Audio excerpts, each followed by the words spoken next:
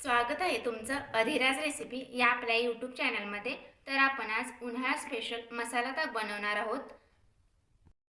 मसाला ताक बनवण्यासाठी लागणारे साहित्य आपण पाहूया। त्यासाठी मी 3 मिरच्या कापून घेतलेल्या आहेत, त्यानंतर आल्याचा एक छोटा तुकडा घेतलेला आहे, 1 चमच जिरेपूड घेतलेले आणि 4 ते 5 पाकळ्या लसणाच्या घेतलेल्या आहेत आणि थोडीशी कोथिंबीर घेतलेली आहे।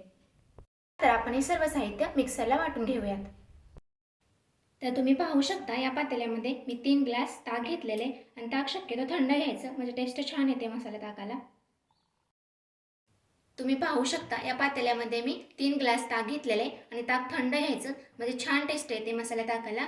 तर आपण जो मसाला वाटून घेतलेला होता तो मी यामध्ये ॲड करते आणि त्यानंतर कोथिंबीर ॲड करते थोडीशी आणि मिक्स करायचं व्यवस्थित।